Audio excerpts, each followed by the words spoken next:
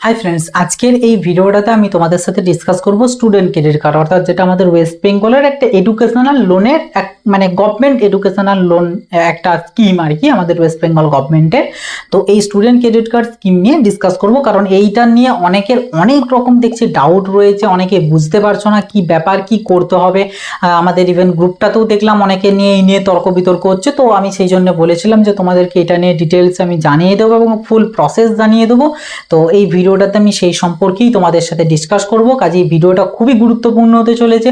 ভিডিওটা খুব বেশি বেশি করে সবার সাথে শেয়ার করে দিও, কারণ এটা যে শুধু কোনো একটা পার্টিকুলার ফিল্ডে তা না, এটা যারা বিটেক করছো, বিফার্ম করছো, বিসিএ করছো, বিবিএ করছো বা আদার্স যে কোনো কোর্স করছো, এমবিবিএস বলো বা যে কোনো রকম কোর্স, যে যেটাই করো না কেন, paramedical, nursing, GNM, ANM, BSc nursing, যে যেটাই করো না কেন, সবার জন্যই কিন্তু এটা এলিজিবল। এমনকি শুধু যে ব্যাচেলার ডিগ্রির জন্য তাও না, মাস্টার্স ডিগ্রিও যদি কেউ করে থাকো তো সেক্ষেত্রেও তাদেরও কিন্তু এটা কাজে লাগবে। কাজেই ভিডিওটা খুব বেশি বেশি করে শেয়ার করে দেবে, যাতে প্রত্যেকের কাছে এই স্টুডেন্ট ক্রেডিট কার্ড স্কিমটা সম্বন্ধে তথ্যটা পৌঁছে যায়। এবং আমি দেখলাম ইউটিউবে এই নিয়ে এত ডিটেলসে, যেটা আমি তোমাদেরকে জানাবো, তো এতটাও ডিটেলসে কোনো ভিডিও তুমি পাবে না। এবং আমি এটা মানে বলতে পারি 100% শিওর দিয়ে যে এটার পরে তোমাদের মনে আর সেরকম কোনো কিছু ডাউট থাকবে না স্টুডেন্ট ক্রেডিট কার্ড সম্বন্ধে। তো এটা নিয়ে ডিসকাস করবো, কাজেই ভিডিওটা প্রথম থেকে শেষ পর্যন্ত অবশ্যই দেখবেন, না হলে মাঝের কোথাও মিস করে গেলে কিন্তু বহু ইনফরমেশন মিস করে যাবে। এবং এটা যেহেতু ফিনান্সিয়াল রিগার্ডিং, এবং পরবর্তীতে তোমারই কিন্তু ইস্যু ক্রিয়েট হবে যদি তুমি স্কিপ করে যাও, কারণ অনেক কিন্তু গুরুত্বপূর্ণ তথ্য তোমাদের সাথে শেয়ার করব।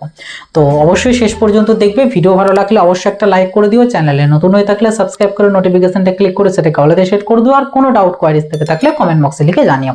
তো দেখো, প্রথমে আমি তোমাদেরকে বলি যে আমাদের স্টুডেন্ট ক্রেডিট কার্ড অর্থাৎ এসসিসি যেটাকে বলে আর কি, তো এই এসসিসির থেকে তোমরা জানো আপ টু 10 লাখ তোমরা এডুকেশনাল যে লোন, সেই এডুকেশনাল লোন তোমরা পেতে পারো। এবং যেটা হচ্ছে তোমাদের 4% সিম্পল ইন্টারেস্ট। ওকে, 4% সিম্পল ইন্টারেস্ট। তো এটা হচ্ছে আমাদের মেন স্কিম। এবার ব্যাপার হচ্ছে মানে যখন স্টুডেন্ট ক্রেডিট কার্ড চালু হয়েছিল, সম্ভবত 2022 বা 21 এরকম সময়তেই মোস্ট প্রবাবলি এটা চালু হয়েছিল। তো তখন কিন্তু এটাই রুল ছিল, এবং বলা ছিল যে প্রত্যেকটা যে ব্যাংক রয়েছে, সেটা গভর্নমেন্ট ব্যাংক হোক, লাইক এসবিআই, পাঞ্জাব ব্যাংক, ইটিসিটি যেগুলো রয়েছে গভর্নমেন্ট আর কি অথরাইজড, তো সেগুলো হোক বা প্রাইভেট ব্যাংক হোক, লাইক কানাড়া, তারপর এইচডিএফসি, অ্যাক্সিস থেকে শুরু করে আইসিআইসিআই, এই সমস্ত আর কি, মানে আরও যেগুলো রয়েছে, তো সেটাই হোক, যেটাই হোক না কেন, প্রত্যেককে যখন তারা লোন স্যাংশন করবে তাদেরকে এই 4% সিম্পল ইন্টারেস্ট দিয়েই কিন্তু তাদের লোনটাকে স্যাংশন করতে হবে, এবং সেই অনুযায়ী ক্যান্ডিডেটকে লোনটা দিতে হবে আপ টু 10 লাখ। এবার যার যেরকম প্রয়োজন, কোর্স ফি যতটুকু সেটুকুই কিন্তু থাকবে। এবার ব্যাপার হচ্ছে তোমাদের, এটা জাস্ট মেন রুলটা বললাম। এবারে তোমাদেরকে যদি বলি যে এখানে তোমরা অ্যাপ্লাই কি করে করবে, দেখো প্রথম হচ্ছে তোমাদেরকে অ্যাপ্লাই করতে হবে অনলাইনে, পুরোপুরি অনলাইনে তোমাদেরকে অ্যাপ্লাই করতে হবে। অনলাইনে আমাদের স্টুডেন্ট ক্রেডিট কার্ডের যে পোর্টাল রয়েছে, আমি লিঙ্কটিং দিয়ে রাখবো, সেখানে গিয়ে তোমাদেরকে প্রথমত হচ্ছে অনলাইনে অ্যাপ্লিকেশন ফর্মটা ফিল করতে হবে। এবার অ্যাপ্লিকেশন ফর্মে কি কি লাগবে না লাগবে তোমরা ওখানেই দেখতে পাবে, বিভিন্ন রকম জিনিস তোমাদেরকে ওখানে ইনপুট করতে হবে, কিছু ডকুমেন্টস তোমাদেরকে দিতে হবে, লাইক তোমার আচ্ছা, ওখানে আরেকটা দেখবে ওয়ার্ড দেবে কো বড়োয়ার। তো কো বড়োয়ার মিনস যে তোমার মানে ওয়ান টাইপ অফ সাক্ষী টাইপের, যে তুমি যাকে রেখে তুমি বাই চান্স যদি শোধ করতে না পারো, তো তখন সে যেন শোধ করে। তো এই যে জিনিসটা আর কি, তো কো বড়োয়ারকে অবভিয়াসলি গার্জেনকেই চুজ করে রাখবে, সেটা মাদার হোক বা ফাদার হোক, বেটার হয় ফাদার থাকলে ফাদারকেই রাখা। তো আদারওয়াইজ যাদের নেই তাদের অবভিয়াসলি মাদার থাকলে মাদারের নেমটাই লিখবে, বা যদি ওই না থেকে দেখো তো যে গার্জেন আর কি তার নেমটা কো বড়োয়ারে রাখবে, বাট ওটা রাখতে হবে মাস্ট কো বড়োয়ার। ওকে, তো ও পুরো ফর্মটা ফিল করলে কিছু ডকুমেন্টস আপলোড করতে হবে তোমার, এবং অ্যাজ ওয়েল এজ কো বড়োয়ারের ডকুমেন্টস আরে সাবমিট করে ওটাকে তোমাদেরকে ফর্মটাকে সাকসেসফুলি সাবমিট করতে হবে, এবং সেটার প্রিন্ট নিয়ে তুমি যে কলেজে পড়ছো সেই কলেজে তোমাদেরকে জমা দিতে হবে ভেরিফাইয়ের জন্য। সেম অ্যাজ এসবিএম, সেম স্কলারশিপটার ক্ষেত্রেও যেমন হয় কলেজ ভেরিফাই করে তবে পাঠায়, ঠিক তেমন এটাও কলেজ কিন্তু আগে ভেরিফাই করবে, সেটাকে ভেরিফাই করে ফরওয়ার্ড করবে আমাদের টেকনিক্যাল ডিপার্টমেন্টকে, বা যার যে ডিপার্টমেন্ট, মেডিকেল হলে মেডিকেল এডুকেশনের ডিপার্টমেন্টকে, তো সেখানে ফরওয়ার্ড করবে। এবার ব্যাপার হচ্ছে তোমাদেরকে প্রথম তোমাদেরকে যেটা দেখতে হবে সেটা হচ্ছে মানে খবর যেটা নিতে হবে, প্রায় কম বেশি সমস্ত কলেজেই অ্যাকসেপ্ট করে student credit card through payment. তবুও বেটার হয় যারা একদম কলেজ স্থির হয়ে গিয়েছে তাদের জন্য বলবো তোমরা প্রথমে কন্ট্যাক্ট করবে তোমাদের কলেজের সাথে, আগে জেনে নেবে যে তোমার কলেজ এই মোডে পেমেন্ট নেবে কিনা। কারণ অনেক কিছু কিছু কলেজ আছে যারা নেয় না, বিশেষ করে আমি সম্ভবত যেটা শুনলাম আমাদের বিএসসি নার্সিং এর যে কিছু কলেজ রয়েছে, তো সেই বিএসসি নার্সিং এর কিছু কলেজ নাকি এইটা থ্রু পেমেন্ট নেয় না, তাদের মানে নর্মালি লাগবে আর কি। তো সেজন্য আর কি বলবো যে প্রথমত বেটার হয় যদি কেউ কলেজ স্থির করে থাকো বা কলেজ তোমার জানা হয়ে গিয়েছে বা অ্যাডমিশন অলরেডি নিয়ে নিয়েছো, তো অবভিয়াসলি তো তুমি জানো তোমার কলেজের কি নাম, তো সেখানে আগে জেনে নেবে যে মানে তো সেই কলেজে এই ফেসিলিটিতে পেমেন্ট করার অপশনস আছে কিনা। যদি বলে হ্যাঁ আছে, ঠিক আছে, দেন তোমরা চলে যাবে ব্যাংকে। ওকে, ব্যাংকে তো তুমি তো প্রথম যাবে হচ্ছে যে ব্যাংকে তোমার অলরেডি একটা কোনো অ্যাকাউন্টস রয়েছে, সেভিংস অ্যাকাউন্ট রয়েছে, সেই ব্যাংকে যাবে। সেটা যে কোনো ব্যাংক হতে পারে, তোমার এসবিআই হতে পারে, তোমার পিএনবি হতে পারে, ঠিক আছে, পিএনবি হতে পারে, তারপর তোমার এইচডিএফসি হতে পারে, ঠিক আছে, এইচডিএফসি হতে পারে, ব্যাংক অফ ইন্ডিয়া হতে পারে, কানাড়া ব্যাংক হতে পারে, ঠিক আছে, কানাড়া ব্যাংক হতে পারে, তারপর তোমার আইসিআইসিআই হতে পারে বা ইটিসি, ঠিক আছে, আইসিআইসিআই যাই হোক না কেন, যে ব্যাংকে তোমার অলরেডি কোনো অ্যাকাউন্টস রয়েছে সেই ব্যাংকে যাবে। যাওয়ার পর তাদের কাছে জিজ্ঞাসা করবে যে তারা স্টুডেন্ট ক্রেডিট কার্ডের লোন দেবে কিনা, স্যাংশন করবে কিনা। কারণ কি হতো দেখো, ব্যাপারটা বলি, যখন শুরু হয়েছিল তখন তো এইটা হিসাবেই দিতে হয়েছিল, যে কারণে কি তখন কিন্তু প্রায় তোমরা হয়তো শুনে থাকবে কোনো ব্যাংকে কিন্তু কারোরই লোন স্যাংশন করেনি সেরকম। যাদের সাথে খুব একটা চেনা পরিচয় রয়েছে তাদেরগুলো হয়তো করে দিয়েছে, বাট ম্যাক্সিমাম অফ দ্য ক্যান্ডিডেটের কিন্তু করতো না। আর কারণ হচ্ছে দেখো, যেখানে একটা নর্মাল ব্যাংকের লোনের ক্ষেত্রে যে ইন্টারেস্টের যে পরিমাণ সেটা অ্যাপ্রক্স 10 to 18% আমাদের থাকে, এবং সেটা তোমরা জানো কম্পাউন্ড ইন্টারেস্ট থাকে, ঠিক আছে, কম্পাউন্ড ইন্টারেস্ট। বাট এটা 4%, দ্বিতীয়ত হচ্ছে সিম্পল ইন্টারেস্ট, তো অবভিয়াসলি ব্যাংকের এখানে অনেক পরিমাণে লস হবে, যে কারণে তারা দিতে চাইতো না। এবারে তারা যে ডাইরেক্ট রিজেক্ট করে দেবে এমনটা নয়, রিজেক্ট করে দিলে তাদেরকে ওখানে একটা রিজন দিতে হবে যে কি কারণে রিজেক্ট করছে। তো সেক্ষেত্রে সেই জন্য তারা কি করতো, মোটামুটি 7-8 মাস কি কখনো 10 মাসের মতন অ্যাপ্লিকেশনটাকে পেন্ডিং রাখতো। তাহলে কি হতো, অ্যামাউন্ট চেঞ্জ হয়ে যেত এবং তখন তারা দিয়ে দিত যে অ্যামাউন্ট নট ম্যাচ বলে রিজেক্ট করে দিত। এবার কেন এটা বলছি অ্যামাউন্ট নট ম্যাচ মানে কি ব্যাপারটা আমি বলছি পরবর্তীতে। তো মেন কথা হচ্ছে এটা, প্রথম কলেজের খবর নেবে, যদি কারোর জানা থেকে থাকে যে কোন কলেজে তুমি হচ্ছ ভর্তি বা হয়েছো, সেটা থ্রুতে আমি কলেজে খবর নিয়ে নেবে। দেন যদি কলেজ বলে দেয় হ্যাঁ, আর যারা এখনো পাওনি তাদের জন্য তো কিছু করার নেই, তোমাদেরকে আগে ব্যাংকেই খবর নিতে হবে। তো তোমার যে ব্যাংক রয়েছে সেই ব্যাংকে আগে খবর নেবে যে তারা দেবে কিনা, লোন দেবে কিনা, যে তুমি কি কোর্স করছো এবং কোথায় তোমার কলেজ এক্সপেক্টেড হতে পারে। যারা পাওনি আর যারা পেয়েছো তোমার ডিটেলসটা বলবে যে আমার এই। তো ব্যাংক থেকে আরো অনেক কিছু জিজ্ঞাসা করতে পারে, লাইক তোমার ফ্যামিলি ব্যাকগ্রাউন্ড, তোমার কোনো মানে ইন্স্যুরেন্স টাইপের আছে কিনা, এলআইসি পলিসি টাইপের, বা তোমার কোথাও ওটাকে কি বলে ফিক্সড ডিপোজিট কোনো কিছু আছে কিনা, বা ইত্যাদি ইত্যাদি, এই সমস্ত কিছু নিয়ে তোমাকে কিন্তু জিজ্ঞাসাবাদ করবে। তো ওখানে তুমিও যেতে পারো চাইলে, তোমাকে কিন্তু ক্যান্ডিডেটের সাথে গার্জেন নিয়েও যেতে পারো। আর ক্যান্ডিডেট যদি তুমি সমস্ত কিছু ঠিকঠাকভাবে বুঝতে পারো বা পুরো ব্যাপারগুলো হ্যান্ডেলিং করতে পারো, তো তুমিও একা যেতে পারো, কোনো কোবরওয়ার বা গার্জিয়ান লাগবেও না। তো জাস্ট খবর নেওয়ার জন্য। তো যদি বলে যে হ্যাঁ হবে, বাস তারপরেই এসে কিন্তু অনলাইনে ফর্মটি ফিল করবে।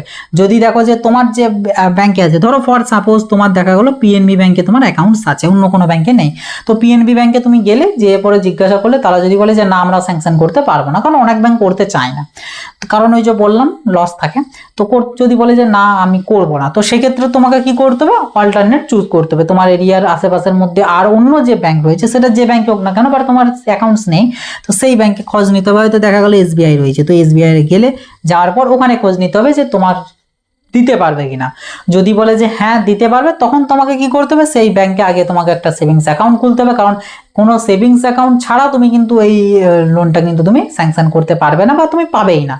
তো সেই জন্য তোমাকে আগে সেখানে একটা সেভিংস অ্যাকাউন্ট খুলতে হবে। খোলার পর তুমি অনলাইনে অ্যাপ্লিকেশন করতে পারবে, কারণ অনলাইনে অ্যাপ্লিকেশনের সময় তোমাকে এই ডিটেলসটা দিতে হবে যে তুমি কোন অ্যাকাউন্টে নিতে চাইছো লোনটা। তো তোমার কাছে যদি কোনো অ্যাকাউন্টই না থাকে তুমি কি করে দেবে, তো সেখানে সেই জন্য তোমাকে কিন্তু আগে এটা দিতে হবে, অ্যাকাউন্ট খুলে তারপরে ফর্মটা ফিল করতে হবে। তো এটা গেল মেন ফান্ডটা। এবার বলছি যে তোমরা কতটা অ্যামাউন্ট পেতে পারো সেটার ব্যাপারটা বলি। দেখো এখানে আমাদের যেটা রুল সেটা হচ্ছে অ্যাডমিশন ফিজ যেটা, ঠিক আছে, মানে অ্যাডমিশন ফিজ বলতে কিন্তু admission along with first semester. কারণ প্রত্যেককেই জানো আমাদের যে যখন কেউ অ্যাডমিশন হতে যায় অ্যাডমিশনের টাইমে আমাদের কিন্তু ফার্স্ট সেমের ফিজ থাকে, অ্যাডমিশন ফিজ থাকে, তার সাথে সাথে তোমাদের থাকে কিছু ডেভেলপমেন্ট ফি থাকে, কিছু থাকে কশন মানি যেটা পরবর্তীতে ফেরত পেয়ে যাবে একদম কোর্স কমপ্লিট করার পর, কিছু থাকে তোমাদের স্পোর্টস ফি, কিছু থাকে লাইব্রেরি ফি, ড্রেস চার্জ থাকে, ইটিসি থাকে। তো টোটাল সেই জন্য তোমরা দেখবে যে কোনো কলেজের ফি স্ট্রাকচার দেখলে দেখতে পাবে অন্যান্য যে সেমিস্টার তার তুলনায় ফার্স্ট সেমিস্টারের ফিজটা অনেকটাই বেশি থাকে, প্রায় 20-30 হাজার টাকার মতন এক্সট্রা থাকে ফর প্রাইভেট কলেজ। আর অবভিয়াসলি প্রাইভেট কলেজের জন্যই তোমরা এই এসসিসির মানে যেটা স্টুডেন্ট ক্রেডিট কার্ড, তো সেটা অ্যাভিল করতে চাইবে। গভর্নমেন্টের হলে তো অবভিয়াসলি নেবে না, বাট ঠিক আছে তবুও যদি কেউ নেয় আর কি, তো সেক্ষেত্রে গভর্নমেন্টের হলে হয়তো ফার্স্ট সেমের তুলনায় সেকেন্ড সেমিস্টারের হয়তো অ্যাপ্রক্স হয়তো 5,000 কি 10,000-এর মতন ডিফারেন্স দেখতে পাবে। এবার প্রাইভেটের ক্ষেত্রে 20,000, 30,000, 40,000 পর্যন্ত কিন্তু ডিফারেন্স দেখতে পাবে। তো ওটা থাকে তার কারণ হচ্ছে এটাই, এখানে অনেক কিছু ফিজ এখানে ইনক্লুড থাকে। তো যাই হোক আর কি, তো সেই যে ফিজটা সেই ফিজটা কিন্তু তোমাদের লাগবে না, মানে সেই ফিজটা তুমি এটার থ্রু কিন্তু নিতে পারবে না, ওটা তোমাকে নিজেকেই পেমেন্ট করতে হবে এবং তুমি তো ওটা অ্যাডমিশনের সময়ই পেমেন্ট করছো, ওটা তো তুমি আর পরে দিতে পারবে না, তো ওটা তখনই দিতে পারবে। সেই জন্য এটার যেটা রুল সেটা হচ্ছে অ্যাডমিশনের টাইমে যে অ্যামাউন্টটা সেটা বাদ দিয়ে বাকি যতটা রয়েছে, অর্থাৎ যদি কারোর 4 বছরের কোর্স হয়, 4 ইয়ার্সের যদি কোর্স হয়, তো 4 ইয়ার্সের ক্ষেত্রে ফার্স্ট সেমটা বাকি দিয়ে বাকি যে 7টা সেম, ঠিক আছে, 7 যে সেম মানে second, third, fourth, fifth, six, seventh, eight, এই যে 7টা সেমিস্টার, সেই 7টা সেমিস্টারের টোটাল যে অ্যামাউন্ট হচ্ছে সেটার জন্য তুমি অ্যাপ্লাই করতে পারবে। বা তুমি যদি চাও যে আমি একদম লাস্ট পর্যন্ত আমি নেব না, আমি লাস্ট যে ইয়ারটা অর্থাৎ 7 সেম এবং 8 সেম, ঠিক আছে, 8 সেম এই দুটো সেমিস্টারের পেমেন্ট তুমি নিজে করতে পারবে, তার আগে পর্যন্ত নেবে। তো সেক্ষেত্রে তোমার এটা 5টা সেমিস্টার হচ্ছে, তো তুমি 5টা সেমিস্টারের জন্য নিতে পারো, মানে এটা ডিপেন্ড করবে তোমার উপর যে তুমি কতগুলো নেবে। অনেক, তবে ম্যাক্সিমাম ক্ষেত্রে সবাই গোটাটার জন্যই নেয়, এরকম লাস্টেরটা দেবো এটা দেবো না বা এরকম নয়। আর একটা জিনিস বলে দিই, তোমরা কেউ চাইলে হয়তো দেখা গেলো সেকেন্ড ইয়ারে উঠে কেউ চাইলেও নিতে পারো, ঠিক আছে, হয়তো সেকেন্ড ইয়ারে থার্ড সেমও হয়ে গিয়েছে, ফোর্থ সেম থেকে নিতে চাইছো, ইউ ক্যান, ঠিক আছে, তুমি পারবে। আর তখন তোমার যদি হয় তুমি 4th same, 5th same, 6th same, 7th same, 8th same, অর্থাৎ 1, 2, 3, 4, 5, 5টা সেমিস্টারের জন্য নিচে হতেই পারে। তো 5টা সেমিস্টারের টোটাল যে অ্যামাউন্ট সেটাই তোমাকে লিখতে হবে, কোনো এক্সট্রা অ্যামাউন্ট দেওয়া যায় না। আর এক্সট্রা অ্যামাউন্ট সম্ভবত 20%-এর মতন দেওয়া যায়, মানে তুমি যদি 100 টাকার লোন নাও আর কি, তো সেক্ষেত্রে তুমি ওখানে খুব জোর 120 টাকা লিখতে পারবে, তার বেশি তুমি লিখতে পারবে না, যদি লেখো সেক্ষেত্রে তোমার কিন্তু রিজেক্ট হয়ে যাবে। ওকে, তবে ন্যাচারালি আমি তোমাদেরকে বলবো যে এক্সট্রা অ্যামাউন্ট নিও না, কারণ সেটা তোমাদের পক্ষে বিরাট চাপের একটা হয়ে যাবে। কারণ এইখানের এই যে অ্যামাউন্টগুলো, এই অ্যামাউন্টগুলোই তোমাদের মোটামুটি থাকবে প্রায় 3 লাখ প্লাস, ঠিক আছে, এগুলো মিলিয়ে। তো সেখানে তুমি যদি আরো এক্সট্রা চাপাও তো সেটা ঠিক হবে না। আর তাছাড়া অনেকে আছে দেখবে ইউটিউবে অনেক বলে যে এটার থ্রু টাকা নিয়ে অমুক কিনা যাবে, তমুক কেনা যাবে, এই ল্যাপটপ কিনা যাবে, সেই কিনা যাবে, কিচ্ছু হয় না, ঠিক আছে, শুধুমাত্র জাস্ট কোর্স ফি হবে এবং এখানে তুমি কোনো রকম কোনো ইন হ্যান্ড ক্যাশ কিন্তু পাবে না, পুরোটাই হবে ব্যাংক ট্রান্সফার, ঠিক আছে। যে কারণে আমি বলবো কোনো এক্সট্রা অ্যামাউন্ট দেওয়ার প্রয়োজন নেই, যেটা তোমার টোটাল যে দাঁড়াচ্ছে, যেটা ফার্স্ট সেমিস্টারটা বাদ দিয়ে সেকেন্ড সেম থেকে যদি কেউ নিতে চাও, তো সেক্ষেত্রে সেকেন্ড সেম থেকে আপ টু যতটা সেম রয়েছে তোমার 3 ইয়ার্স ইউজি কোর্স হলে 6 সেম পর্যন্ত আছে, তো যতগুলো হচ্ছে আর কি ততগুলোর জন্যই কিন্তু দেবে এবং টোটালটা দেবে, যতটা টোটাল অ্যামাউন্ট হচ্ছে সেই পুরো অ্যামাউন্টটার জন্য তুমি কিন্তু অ্যাপ্লাই করবে এবং অনলাইনে যখন ফর্ম ফিল আপ করবে ওখানে তোমার কাছে জানতে চাওয়া যে তুমি কত অ্যামাউন্টের জন্য নিতে চাইছো, তো সেইখানে তোমাকে কিন্তু পুট করতে হবে যে তুমি কত নিতে চাইছো, ওয়ার্ডে পুট করতে হবে আর নাম্বার হিসাবে তোমাকে পুট করতে হবে, দুটো মোডই পুট করতে হবে। তো এটা হচ্ছে মেন নিয়ম। অনেকে ভাবে হয়তো ফার্স্ট এডটাও আমি পাবো না, ফার্স্ট এডটা হয় না, ফার্স্ট বাদ দিয়ে তারপরের থেকে হয়।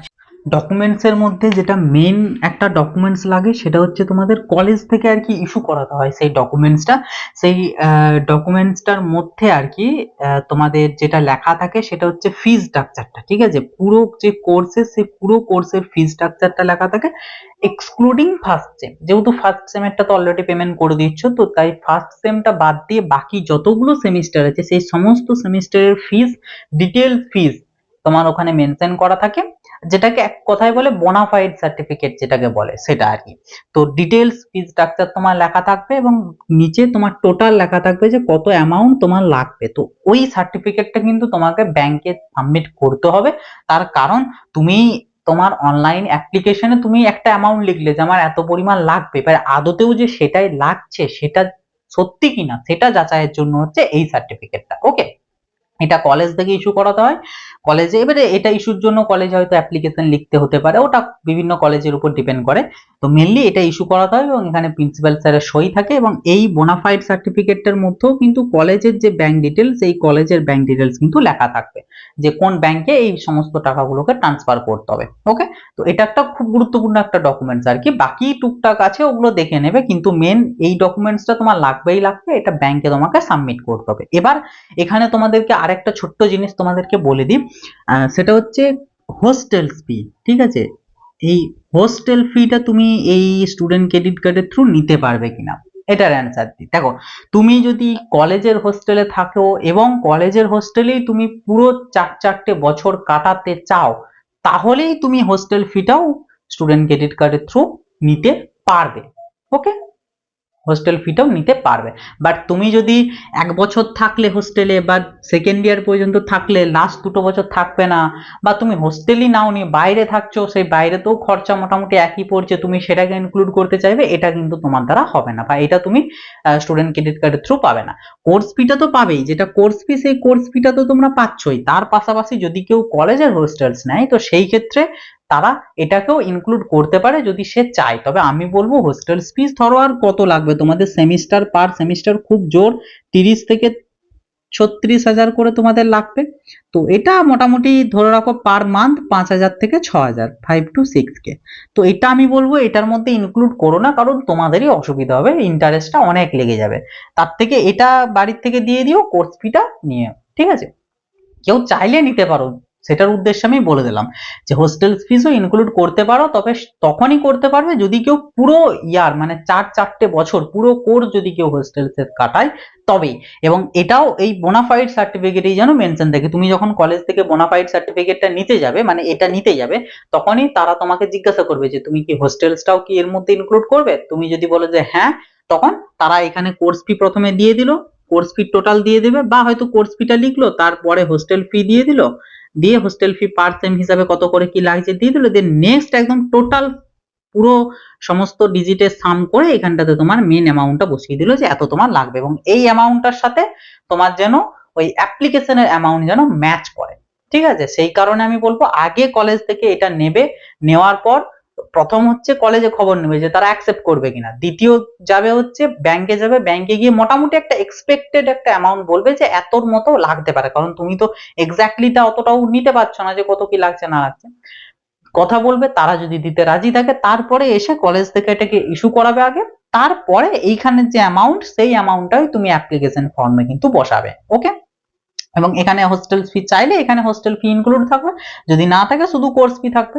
তো এটা হচ্ছে মেন কথা। এবারে কেউ ধরো বাইরে থাকছে, সে কি এখানের জন্য অ্যাপ্লাই করতে পারবে না? সে পারবে না, কারণ তোমার বাইরে কত কি খরচা হবে সেটা এই কলেজ অথরিটি কি করে জানবে? তুমি তোমার মতো করে খরচাপাতি করবে, তো সেটার সাথে কলেজের কি সঙ্গে? হোস্টেল ফিটা যেহেতু কলেজের সাথে সম্পর্ক আছে, তাই হোস্টেলের জন্য কেউ নিতে চাইলে এখানে ইনক্লুড করে দেবে। বাট বাইরে থাকছো, অন্য কোথাও থাকছো, বা হোস্টেল 1-2 বছর পর ছেড়ে দেবে, সেক্ষেত্রে কিন্তু এটা ইনক্লুড করতে পারবে না। আর আমি বলবো যদি কেউ 4-4টে বছর থাকো, সেক্ষেত্রেও আমি বলবো হোস্টেল ফি এখানে ইনক্লুড না করাটাই বেটার। চাইলে করতে পারো রুলস অনুযায়ী, বাট না করাটাই বেটার, কারণ ইন্টারেস্ট তোমার বেশি লেগে যাবে। তো এটা হচ্ছে একটা ছোট্ট একটা কথা যেটা আমি বলতে ভুলে গিয়েছিলাম, সেই কারণে ভিডিওর পরে আমি এডিট করতে বসে পড়ে মনে পড়লো যে এটা আমার তোমাদেরকে ক্লিয়ার করে দেওয়া উচিত, তাই এটা মাঝখানে জুড়ে দিলাম। নেক্সট গুলো আবার যেমন চলছিল সেই হিসাবেই চলবে, শুধু জাস্ট এই পোর্শনটাতে এটা বলার ছিল, যে জন্য আমি এটাকে অ্যাড করে নিলাম। আরো একটা জিনিস বলে দেওয়া, সেটা হচ্ছে এখানে যে পরিমাণ অ্যামাউন্ট নেবে, ধরো আমি হোস্টেল ফিটাকে বাদই দিলাম, সাথে থাকলেও যা আর বাদ দিলেও তাই, মানে মেন আমি যেটা এক্সাম্পল দেওয়ার জন্য অ্যামাউন্টের কথা বলছি, ধরো কারোর লাগবে 4.5 লাখ, ঠিক আছে, 4,50,000 কারোর ধরো লাগবে। তো কয়েকজন বললো দেখলাম যে আমি কি এটা করাটার জন্যই অ্যাপ্লাই করতে পারবো নাকি এর থেকে কিছু কম দেবে। দেখো, এইটা টোটালি ডিপেন্ড করবে তোমার ব্যাংকের উপর, যে সে পুরোটা দেবে কিনা। ঠিক আছে, এটার কোনো নিশ্চয়তা নেই। স্টুডেন্ট ক্রেডিট কার্ডের রুলস অনুযায়ী তুমি আপ টু 10 লাখ পর্যন্ত তুমি নিতে পারবে, 10 লাখ পর্যন্ত তোমার যতটা প্রয়োজন তুমি ততটাই নিতে পারবে, এবং একবারই নিতে পারবে সেটা। কিন্তু ব্যাংকের উপর ডিপেন্ড করে ব্যাংক তোমাকে কতটা দেবে, কাজেই তুমি যতটা অ্যামাউন্ট হচ্ছে সেটা গোটাটা দেবে কিনা সেটা জন্য তুমি ব্যাংকের সাথে খবর নেবে। মানে মেন কথা, আগে সব দিক খবর টবর নিয়ে সব কিছু ইয়ে করে তারপরে ফর্মটা ফিল করতে যাবে, কারণ ফর্ম ফিল আপের সময় এগুলো সবকিছু লাগবে। যে কারণে আগে সব জায়গার খবরগুলো নিয়ে নেবে, কলেজে ব্যাংকে ইটি সিটি যা যা আমি জিনিস জানতে বললাম ব্যাংকের তরফ থেকে বা কলেজের তরফ থেকে, সব ইনফরমেশন গুলো আগে নেবে। নেওয়ার পর তারপরে তুমি ব্যাংকের সরি যে অ্যাপ্লিকেশন ফর্মটা, স্টুডেন্ট ক্রেডিট কার্ডের অনলাইন অ্যাপ্লিকেশন ফর্ম, সেইটা তুমি ফিল করতে যাবে। তার আগে ফিল করতে যেও না, কারণ একবার ভুল করে দিলে তুমি, যদিও ওখানে ক্যান্সেলের অপশন আছে, বাট কি দরকার আছে আমার ক্যান্সেল করা, দুদিন পর করবো, আগে সব ইনফরমেশন গুলো নিয়ে নি তারপরে করবো, তাহলে নিজেরই তো চাপ ওটা, তাই না? তো এটা হচ্ছে ব্যাপার। এটা অনেকে বললো দেখলাম যে নাকি আমি হয়তো 5 লাখের জন্য অ্যাপ্লাই করছি, আমাকে দিচ্ছে 2.5 লাখ। তো এটা তো তুমি আগেই জেনে যেতে পারবে। কেউ কেউ এরকম যাদের সাথে হচ্ছে তারা নিশ্চয়ই আগে এগুলো জানেনি, যে কারণে এরকমটা হয়েছে। সে যদি আগেই জেনে নিত যে স্যার আমি 5 লাখের জন্য অ্যাপ্লাই করবো, আপনাদের ব্যাংক থেকে কি এটাই পুরোটাই দেওয়া হবে না কোনো কম দেওয়া হবে, তো যদি এরকম হওয়ার থাকে তারা তখনই বলে দেবে যে না তুমি 5 লাখ পাবে না, তুমি এত পাবে। তো তখন তুমি সেটার জন্যই অ্যাপ্লাই করবে, শুধু শুধু বেশিটার জন্য অ্যাপ্লাই করতে যাবে কেন? তখন তোমার কমই পাবে, বাট অ্যাপ্লাই করে কি হলো? সেই জন্য এটা জন্যই ইয়ে করবে। আর ম্যাক্সিমামটা ক্ষেত্রে আমি যতদূর শুনেছি, বা আমি আমার ক্ষেত্রেও যদি বলি, যেটার জন্য অ্যাপ্লাই করছি যতটা সে ততটাই, হ্যাঁ ওই সামান্য কিছু ডিফারেন্স হতে পারে। যেমন আমি সম্ভবত অ্যাপ্লাই করেছিলাম 3,79,150, ঠিক আছে? এবার এর মধ্যে থেকে আমার যে ইয়েটা সেটা স্যাংশন হয়েছে 50 টাকা কমে 100 হয়েছে। তো এইরকম টুকটাক স্যাংশন এগুলো হতে পারে, বাট 2,000, 3,000, 5,000, 10,000 এরকমটা খুব একটা হয় না। আমি যতদূর জানি বা আমি নিজেরও এক্সপিরিয়েন্স যেটা, হয়নি। এবং আমি আবারও বলে দিচ্ছি, আমার হয়েছে কিন্তু এসবিআই থেকে। তো এসবিআই এর কি সমস্ত কি ব্যাপার স্যাপার, তাদের কিরকম কি কোয়ালিটি স্ট্যান্ডার্ড আশা করি জানো। তো সেরকম একটা ব্যাংকে এরকম ইস্যু করেনি, তো আই থিঙ্ক অন্যান্য ব্যাংকেও হয়তো ইস্যু সেরকম নাও করলেও করতে পারে। তো এটা হচ্ছে একটা ছোট্ট ইনফরমেশন ছিল যেটা মিস করে গিয়েছিলাম, ভিডিওর মাঝে এটা জুড়ে দিলাম, এবং নেক্সট থেকে আবার নেক্সট ভিডিওটা যেমন চলছিল সেরকম চলতে থাকবে। আর একটা ব্যাপার সেটা হচ্ছে এই আমাদের West Bengal student credit card অর্থাৎ WBSCC যে রুল, সেটা হচ্ছে যে কোনো একটা কোর্সের জন্য একটা ক্যান্ডিডেট এলিজিবল থাকবে। ওকে, মানে ধরো কেউ ধরো সে হয়তো এখন বিটেক করছে, ঠিক আছে, বিটেকে সে পড়ছে, সে হয়তো এখন এটা যে ফেসিলিটি সেটা অ্যাভেল করলো। সে নেক্সট হয়তো এমটেক করছে, ঠিক আছে, এমটেকের জন্য গেল। সে যদি চাই যে আমি এমটেকেরটাও আমি এটা থ্রু করবো, তার কাছে থাকবে না, কারণ এটা নিয়ম হচ্ছে যে কোনো একটা কোর্সের জন্য। কেউ যদি ডিপ্লোমার সময় যদি কেউ নেয়, তো সে ওই ডিপ্লোমাতেই হয়ে গেল, আর ব্যাচেলারও পাবে না আর মাস্টার্সও পাবে না, মানে যে কোনো একটা কোর্সের জন্যই কিন্তু পাওয়া যাবে, এবং আপ টু 10 লাখ পর্যন্ত পাওয়া যাবে। ওকে, এটা হচ্ছে নিয়ম, এটাও যেমন অনেকে বলে না। তো এটা হচ্ছে মেন ব্যাপার। এবার তোমাদেরকে বলি ইন্টারেস্ট বা ব্যাংকের কিছু ব্যাপারটা। দেখো এখানে এই যে ধরো বললাম যে আমি এখানে তোমাদেরকে একটা এক্সাম্পল দিই, আমি এটারই ধরো এক্সাম্পল নিলাম বিটেকের, ঠিক আছে। তো বিটেকটা 4 ইয়ার্সের ইউজি কোর্স, এবং আমি ধরলাম ক্যান্ডিডেট ফার্স্টটা বাদ দিয়ে সেকেন্ড থেকে গোটাটার জন্যই নেবে, অর্থাৎ টোটাল 7টা সেমিস্টারের জন্যই সে নেবে। ওকে, ঠিক আছে। তো দেখো এবারে তোমাদের ধরো সেকেন্ড সেম থেকে ক্যান্ডিডেটটা দাঁড়াচ্ছে টোটাল, আমি অ্যাপ্রক্স একটা ধরলাম যে 4 লাখ, ঠিক আছে, 4 লাখ। ওকে, 4 লাখ, আচ্ছা ছাড়ো 4 লাখ বাদ দিলাম, 50,000 করে যদি ধরি, 5 সাথে 35, 3.5 লাখ, ঠিক আছে, 3.5 লাখ, 3.5 লাখ, 3,50,000 তোমাদের লোনটার অ্যামাউন্ট দাঁড়াচ্ছে। তো সেই 3,50,000-এর জন্য ক্যান্ডিডেট লোনের অ্যাপ্লাই করেছে, সেকেন্ড সেমিস্টারটাও ইনক্লুড আছে। এবার দেখা গেল তোমাদের সেকেন্ড সেমিস্টারের যে পেমেন্টের ডেট আছে ধরো জুন মাসে, ঠিক আছে, জুন মাসে। তো জুন মাসের মধ্যে তোমাদেরকে পেমেন্টটা করতে হবে। ব্যাংকের কাছে ফরওয়ার্ড হয়ে গিয়েছে, কলেজ থেকে ফরওয়ার্ড করে দিয়েছে। এবারে আগে কি করতো ব্যাংক, এই যে এইটা তোমার জুন মাসের মধ্যে তারা দিত না, তারা তোমার অ্যাপ্লিকেশনটাকে ফেলে রাখতো মোটামুটি ডিসেম্বর পর্যন্ত। আর এইদিকে কলেজে তোমার জুন মাসের মধ্যে পেমেন্ট না করলে তোমার যে সেমিস্টারের ফর্ম সেটা ইস্যু করবে না, আর ফর্ম ইস্যু না করলে তুমি সেমিস্টার দিতে পারবে না, সেমিস্টার না দিলে ইয়ার ল্যাগ হয়ে যাবে, অর্থাৎ তোমাকে আবার নতুন করে শুরু করতে হবে নেক্সট ইয়ারে। অবভিয়াসলি সেটা হবে না, যে কারণে ক্যান্ডিডেট বাধ্য হয়ে এখানে নিজের থেকেই পেমেন্টটা করতে হতো। এবার যখনই নিজের থেকে পেমেন্ট করে দিল, এবার ব্যাংক কি করতো, নভেম্বর ডিসেম্বর নাগাদ তারা তোমার অ্যাপ্লিকেশনটা খুলতো। তাহলে তখন অ্যাট দ্যাট মোমেন্ট কি হলো, তুমি সেকেন্ড সেমিস্টারের পেমেন্ট অলরেডি নিজের থেকে দিয়ে দিয়েছো, মানে তোমার আর রইলো 3rd থেকে 8 পর্যন্ত দেওয়ার জন্য, অর্থাৎ 6টা সেমিস্টার দেওয়ার জন্য। এবং অবভিয়াসলি এই দিকের অ্যামাউন্ট কমে তখন তোমার হয়ে গিয়েছে আর 3 লাখ টাকা লাগবে। তো তখন ব্যাংক কি করতো, ব্যাংক তখন একটা রিয়েজন দিত, ওই যে বললাম রিজেক্ট করলে তাদেরকে একটা রিয়েজন দিতে হবে যে কি কারণে রিজেক্ট করছে। তো সেক্ষেত্রে তখন ব্যাংক রিয়েজন দিত যে ক্যান্ডিডেট সে এক্সট্রা অ্যামাউন্ট চেয়েছে।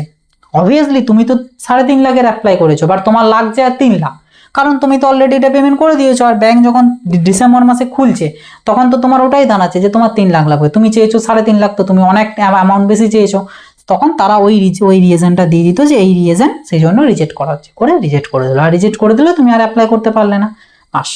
তো এটা হতো তখনকার প্রবলেম, তখন শুধু এটাই ছিল। কিন্তু এখন মানে আমাদের গভর্নমেন্টের তরফ থেকে, বা হতে পারে সেটা হয়তো ব্যাংক, সমস্ত ব্যাংকগুলো মিলে হয়তো তাদেরকে জানিয়েছে হোক, বা হতে পারে হয়তো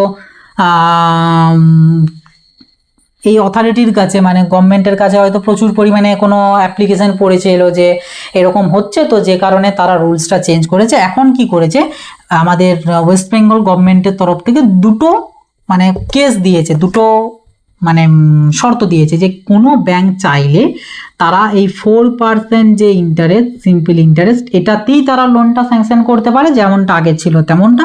এছাড়া কিছু ব্যাংক চাইলে তারা তাদের যে নিজেদের যে লোন, নিজেদের যে এডুকেশনাল লোন, সেই হিসাবে তারা তাদের লোনটাকে স্যাংশন করতে পারে।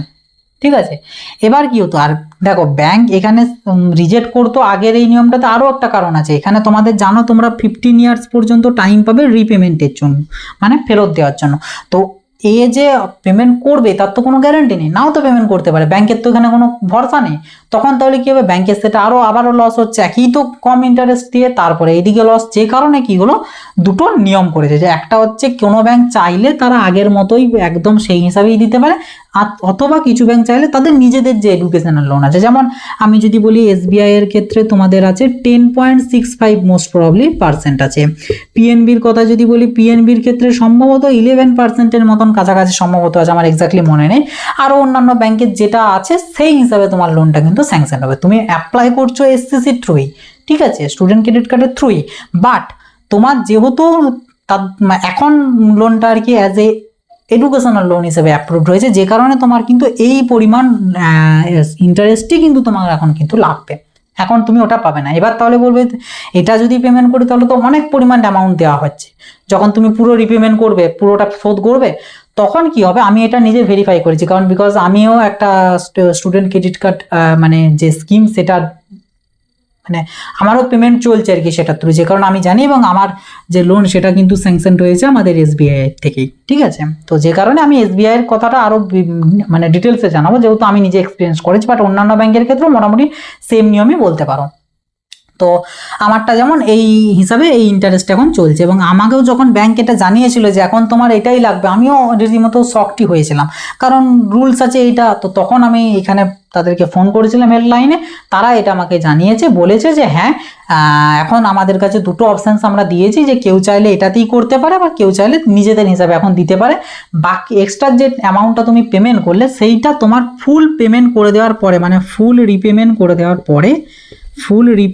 দেওয়ার পরে, মানে পুরোটা শোধ করে দেওয়ার পরে যতটা এক্সট্রা পেমেন্ট করলে, সেটা হতে পারে 3 লাখ এক্সট্রা হলো, তো এইটা তুমি পরবর্তীতে সাবসিডি হিসাবে তুমি আবার ফেরত পেয়ে যাবে তোমার সেই সেভিংস অ্যাকাউন্টে। মানে অ্যাকচুয়ালি তোমার লাগবে এইটাই, মানে এটাই লাগবে যারা স্টুডেন্ট ক্রেডিট কার্ড থ্রু নেবে, বাট তোমাকে প্রথমে এই হিসাবে এক্সট্রা অ্যামাউন্ট দিয়ে নিতে হবে, সেটা তুমি পরে ফেরত পেয়ে যাবে। এটা হচ্ছে মেন কথা। তার কারণ কি, এখানে দেখো ব্যাংক কেন, আর ম্যাক্সিমাম অফ দ্য ব্যাংক কিন্তু এইটা হিসাবেই করে, ওই কারণে আমি দেখলাম গ্রুপেতে, যে গ্রুপে আমাদের ফার্মাসি গ্রুপেতে অনেকে এটা নিয়ে বলছিল, তো এটা হচ্ছে মেন রিজন। তারা ম্যাক্সিমাম অফ দ্য ক্যান্ডিডেটের এই হিসাবেই করে, কারণ এটা কেউ দিতে চায় না, দেওয়ার হলে এই রুলসে এদেরকে রুলসে এইটা আনতে হতোই না, এটাই থাকতো। বাট যেহেতু ওটা ম্যাক্সিমাম অফ দ্য ব্যাংক নেয় না, এটাই করে, সেই জন্য তোমাদের ইন্টারেস্টটা এরকমই লাগে। অনেকে বলছিল যে এত ইন্টারেস্ট লাগবে, অত তো অ্যাকচুয়ালি ফ্যাক্ট হচ্ছে এটা। এবার এটা তারা কেন করছে, দেখো এখানে একটা ক্যান্ডিডেট সে যা লোন নিল তাকে রিপেমেন্ট করতে হচ্ছে, এবং এখানে তোমাদের নিয়ম আছে কি, এটা থ্রু যাদের লোনটা আর কি হবে তাদেরকে 4 বছর, মানে 4 বছরের কোর্স হলে 4 বছর তো কোনো পেমেন্ট দিতে হবেই না, এর সাথে সাথে আরও 1 বছর, মানে টোটাল 5 বছর কোনো পেমেন্ট করতে হবে না, না ইন্টারেস্ট, না তোমার প্রিন্সিপাল অ্যামাউন্টটা, মানে যেটা মেন বলে আসল আর কি, তো কোনো কিছু পেমেন্ট করতে হবে না, জাস্ট তুমি পেয়ে যাবে। দেন 5 বছর পর থেকে তোমাকে পেমেন্ট করতে হবে। আর এখানে এই 1টা বছর এক্সট্রা দেয় কেন, তার কারণ 4 বছর কোর্স কমপ্লিট করার পরেই যে কেউ একটা জব সিকিউর করতে পারবে তা তো নয়, তো যে কারণে 1টা বছর এক্সট্রা দেওয়া হয়। তো এর মধ্যে কেউ পেয়ে গেলে ঠিক আছে, সে তার মানে কি বলবো, সেই ক্যাপাবিলিটিটা চলে এলো যে রিপেমেন্ট করতে শুরু করার, আর যারা হবে না তাদের কিছু করার নেই, আস্তে আস্তে এবার শুরু করতে হবে, তো এটা দেয়। বাট কোন লোনের ক্ষেত্রে কি হবে, এইখানে তোমাকে এই ইন্টারেস্টটা তোমাকে কিন্তু যেমন পেমেন্ট করার এই 4 বছরেও তোমাকে কিন্তু পেমেন্ট করতেই হবে, ইন্টারেস্টটা তোমাকে পেমেন্ট করেই যেতে হবে। প্রিন্সিপাল অ্যামাউন্ট তুমি নাও পেমেন্ট করতে পারো, এখন প্রিন্সিপাল অ্যামাউন্টটা এই সেম রুলসে 5 বছর পর থেকে করতে পারো, বাট শুধু ইন্টারেস্টটা যেটা যে ব্যাংকের যেটা ওই যে বললাম ওন এডুকেশনাল লোন, তো যে ব্যাংকের যেরকম তো সেই ব্যাংকে সেই ইন্টারেস্টটা তোমাকে পেমেন্ট করে যেতে হবে এই 4 বছর কোর্স চলাকালীন। তুমি টাকা পেয়ে যাবে, বাট তোমাকে ইন্টারেস্টটা শুধু দিতে হবে। এবার ব্যাপার হচ্ছে আমি এসবিআই এর ক্ষেত্রে যেটা দেখেছি, তারা যেটা আমাকে জানিয়েছে যে এটা তো লাগছে, তার পাশাপাশি আমি যদি পরবর্তীতে আমার চাপটা কমিয়ে রাখতে চাই, তো সেই ক্ষেত্রে আমি চাইলে প্রিন্সিপাল অ্যামাউন্টটাও এখন থেকে কিছুটা করে দিতে পারি। হ্যাঁ, প্রত্যেক মাসে হয়তো নাও দিলাম, হয়তো দেখা গেলো জানুয়ারিতে দিলাম, দেন আবার জুন বা জুলাই দিলাম, বাট ইন্টারেস্ট আমাকে পার মান্থ যেমন লাগার কথা লাগবে, কিন্তু প্রিন্সিপাল অ্যামাউন্টটা আমি আমার সময় মতন যেমন খুশি দিতে পারি, না চাইলে নাও দিতে পারি। তবে তারা আমাকে এটা সাজেস্ট করেছিল যে পরবর্তীতে চাপ কমানোর জন্য দিতে পারি চাইলে। তো এটা এসবিআই এর ক্ষেত্রে বললাম, বাকিদের ক্ষেত্রে আমি জানি না তারা এইটা ফেসিলিটিটা দেয় কিনা, বাট তোমাদের ইন্টারেস্টটা দিতেই হবে। তো এটা হচ্ছে মেন ফান্ডা আর কি। অনেকে বোঝাচ্ছে তোমাদেরকে যে এত লাগবে নিস না এই সেই, তো মেন ব্যাপার হচ্ছে এটা তুমি সেটা পরবর্তীতে সাবসিডি হিসেবে পেয়ে যাবে, যেটা তুমি এক্সট্রা অ্যামাউন্ট পেমেন্ট করলে, বাট এখন তোমাকে এটা পেমেন্ট করে যেতে হবে। তো এবার এখানে ব্যাপারটা বলি তোমাদের, এখানে আর কি, হ্যাঁ ব্যাকলগের ব্যাপারটা। ব্যাকলগ কি জিনিস আমি পরবর্তীতে যদিও ভিডিও দেবো, ভিডিওগুলো আপলোড করে রাখা আছে আমার, 3-3টে ভিডিও আপলোড করে রাখা আছে। একটা হচ্ছে সিএপিসিএ কি, ব্যাকলগ ইয়ারল্যাগ কি, আর হচ্ছে তোমাদের ম্যাকআউটের কারিকুলাম, আর একটা হচ্ছে how to easily pass MAKAUT exam. 3-3টে ভিডিও প্রায় 1.5-2 সপ্তাহ আগে থেকে আমার আপলোড করে রাখা আছে, বাট প্রাইভেট করা যায়, শুধু আমাকে থাম্বনেল আরে বানিয়ে ডেসক্রিপশন আরে দিয়ে আমাকে পাবলিশ করতে হবে, বাট সময়ই নেই। তার কারণ কি, ওই যে কাউন্সেলিং চলছে আর WBJEE বোর্ডের তো মাথা খারাপ নিয়ে আর বলার কিছু নেই। যাই হোক, তো পরবর্তীতে দেবো। তো ব্যাকলগ মিনস হচ্ছে কোনো একটা সাবজেক্টে যদি কারো সাপ্লি আসে, তো সেক্ষেত্রে সেটাকে ব্যাকলগ বলে, যেটা পরবর্তী সেমিস্টারে সেই সেমিস্টারে গিয়ে ক্লিয়ার করতে হয়। তো কারো যদি ব্যাকলগ এসে থাকে, সেই ক্ষেত্রে কি করে, অনেক ব্যাংক কিন্তু তারা লোনটাকে আর রাখে না, তারা লোনটাকে কিন্তু সেখানে স্টপ করে দেয়। এটার কারণটা কি দেখো, এবং ম্যাক্সিমাম অফ দ্য ক্ষেত্রে যে ব্যাংকে এইটার হিসাবে হয় সেটা দিয়েই বেশিরভাগ করে। তবে এইরকম কন্ডিশনেও যারা ইয়ে করছে, যেমন আমি যেমনটা শুনেছিলাম পিএনবির ক্ষেত্রে যেমন এমনটা করে যে একটা যদি ব্যাকলগ চলে আসে, তো সেক্ষেত্রে কিন্তু লোনটা তুমি আর পাবে না। ঠিক আছে, তার কারণ কি, তাদের ব্যাংকের যেটা বক্তব্য, ব্যাকলগ মিনস তুমি ফেল করেছো একটা সাবজেক্টে। এবার ব্যাপার হচ্ছে তুমি যে এরকম করছো, একটা সেমিস্টার ফেল করলে নেক্সট সেমিস্টারে যে পাস করবে তার কোনো গ্যারান্টি নেই, সেটা তো আবার তোমার ব্যাক আসতে পারে। এইভাবে ব্যাক পেতেই যেতে পারো। এবার ব্যাক পেতে গেলে পরবর্তীতে জব নিয়ে রিলেটেড তোমার প্রবলেম হবে। এবার তুমি পরবর্তীতে যে জব পাবেই তার কোনো গ্যারান্টি নেই। এবার জব না পেলে তুমি যে লোনটা শোধ করবে তারও কোনো গ্যারান্টি নেই। তো তারা কেন তোমাকে লোনটা দেবে, মানে শুধু লস করার জন্য, যে কারণে তারা কিন্তু লোনটাকে বন্ধ করে দেয়। ঠিক আছে, পিএনবির ক্ষেত্রে আমি শুনেছি করে দেয়, কানাড়া ব্যাংকের ক্ষেত্রেও শুনেছি আমি ওরা বন্ধ করে দেয়। কিছু ব্যাংক আছে মানে যারা আর কি 1 বছরের সময় দেয়, যে নেক্সট ইয়ার তো তোমাদেরকে ব্যাকলগের পরীক্ষা আবার দিতে হয় এবং ক্লিয়ার করতে হয়। যদি সে ক্লিয়ার করে দিতে পারে ক্যান্ডিডেট, তাহলে তার লোনটা কন্টিনিউ করবে। বাট যদি তাও না পারে ক্লিয়ার করতে, আবার যদি ব্যাক আছে, তো সেক্ষেত্রে তার কিন্তু স্টপ হয়ে যাবে লোনটা। তো এগুলো ব্যাংকের উপর ডিপেন্ড করে। তোমরা যখন ব্যাংকের কাছে খবর নিতে যাবে, এই জিনিসগুলো জেনে নেবে যে ব্যাকলগ, মানে যাদের এইরকম ভয়টা থাকবে আর কি যে আমার ব্যাক আসতেও পারে, তো সেক্ষেত্রে তারা কিন্তু জেনে নেবে ব্যাপারটা যে ব্যাক ট্যাক এলে সেক্ষেত্রে তোমার কোনো রকম কোনো প্রবলেম হবে কিনা এই রিগার্ডিং, মানে স্টপ পারে হয়ে যাবে কিনা, এটা কিন্তু জেনে নেবে। তা না হলে কিন্তু পরবর্তীতে ওই ব্যাক পেয়ে গেলে দিয়ে দেখলে লোন ক্যান্সেল হয়ে গেলো, দিয়ে বাস কিছু করার থাকবে না। তো ওটা জেনে নেবে আগে থেকে। তো যাই হোক আর কি, এবার তোমাদেরকে বলি ম্যাক্সিমাম আমাদের ব্যাংক এটার থেকে করে কেন, এতে তাদের বেনিফিটটা কি। এতে তাদের বেনিফিটটা হচ্ছে তারা এই যে ইন্টারেস্টটা মান্থ যেমন পেমেন্ট পাওয়ার পেয়েই যাচ্ছে, প্লাস তার পাশাপাশি কি হচ্ছে, মানে একটা নর্মালের মতো এইটাতে যেমন কি হচ্ছিল, তাদের ব্যাংকের একটা ভয় থাকতো যে ক্যান্ডিডেট পেমেন্ট করবে কিনা। দ্বিতীয়ত এই যে 5 বছর কোনো গল্প নাই, 5 বছরে কোনো অ্যামাউন্ট পেমেন্ট করতে হচ্ছে না, কিন্তু এখানে যেহেতু করতে হচ্ছে, তাতে কি এরা কিছুটা হলেও অ্যামাউন্ট পেয়ে থাকছে, যাতে কি তাদের এদের অতটাও প্রবলেম হচ্ছে না। যে কারণে ম্যাক্সিমাম দ্য ব্যাংক কিন্তু এখন তোমাদের যখন তোমরা অ্যাপ্লিকেশনটা দেবে বা সবকিছুই হবে তোমাদের স্টুডেন্ট ক্রেডিট কার্ড থ্রুই, বাট মেন যখন তোমাদের যে স্যাংশন সেইটা হবে ওন এডুকেশনাল লোন নিজেদের হিসাবে। কিন্তু সেটা অ্যাকচুয়ালি আছে এটার আন্ডারই, পরবর্তীতে যেটা তুমি এক্সট্রা অ্যামাউন্ট পেমেন্ট করলে সেটা তুমি পেয়ে যাবে ফেরত সাবসিডি হিসাবে। তো এটা হচ্ছে মেন রুলস, যেটা অনেকেই কিন্তু বলেন এবং আমি এটা গ্যারান্টি দিয়ে বলতে পারি কোথাও এই ইনফরমেশনটা পাবে না, ঠিক আছে। এবং তোমাদের যদি কারোর মনে হয় যে এটা আমি ভুল বলছি বা কিছু ব্যাপার, তো সেক্ষেত্রে আমি দেখো হেল্পলাইন নাম্বার দিয়ে দিচ্ছি স্টুডেন্ট ক্রেডিট কার্ডের, এবং ডেসক্রিপশন বক্সে আরও দিয়ে দেবো আমি। তো কল করে জেনে নিও এই ব্যাপারটা, যে ব্যাংক থেকে বলছে যে এটা নয়, তাদের এত পার্সেন্টই দিতে হবে, তো কি ব্যাপার। দেখবে এই জিনিসটাই বলবে যে হ্যাঁ, ওটা তুমি যে পরিমাণ টাকা এক্সট্রা পেমেন্ট করছো সেটা সাবসিডি হিসেবে পরে আমাদের স্টুডেন্ট ক্রেডিট কার্ড অথরিটি থেকে তোমাকে ফেরত দিয়ে দিতে হবে, এটাই দেখবে তোমরা শুনতে পাবে। তো মানে যদি কারোর বিশ্বাস না হয় সেক্ষেত্রে আর কি। আর এখন তোমাদেরকে এই হিসাবেই কিন্তু ইন্টারেস্টটা পেমেন্ট করতে হবে। এবার এটা এই ইন্টারেস্টটা কিন্তু ব্যাংকের উপর ডিপেন্ড করে, যে ব্যাংকের যেমন হয় আর কি, সেই ব্যাংকে সেই হিসাবে তোমার হবে। আর একটা যেটা জিনিস সেটা হচ্ছে আমি বলে দিই, কারণ অলরেডি যেহেতু আমার দুবার এইটার থ্রু টাকা আমার যেহেতু ঢুকেছে, যে কারণে এখানে একটা জিনিস ঘটে আর কি। আমি তো বললাম এসবিআই এর থ্রু, তো এখানে আমি দেখেছি তোমাদেরকে যে ইন্টারেস্টটা, সেটা ইন্টারেস্টটা ডিপেন্ড করে তোমার আমার যেমন 10.65%, তো এই ইন্টারেস্টটা ডিপেন্ড করে প্রিন্সিপাল অ্যামাউন্টের ক্ষেত্রে। যখন ধরো আমার সেকেন্ড সেমিস্টারের টাকা দেওয়ার প্রয়োজন হলো, আমার সেকেন্ড সেমিস্টারের টাকা যখন দিলাম, আমি যদি 50,000-এর কথাই ধরি, তো 50,000 হলো। তো নেক্সট যে আমার যে থার্ড সেমিস্টারে যখন পেমেন্ট দিতে হবে, সেটা 6 মাস পর দিতে হবে। তো এই যে মাঝখানের যে 6th মান্থ, এই 6 মান্থ 50,000-এর এই পার্সেন্টেজ সুদ হিসাবে তোমাকে দিতে হবে, কারণ তোমার তখন এইটাই প্রিন্সিপাল অ্যামাউন্ট। টোটাল যে অ্যামাউন্ট সেটার উপরে কিন্তু নয়, যেটা তুমি নিচ্ছ সেইটার উপরে।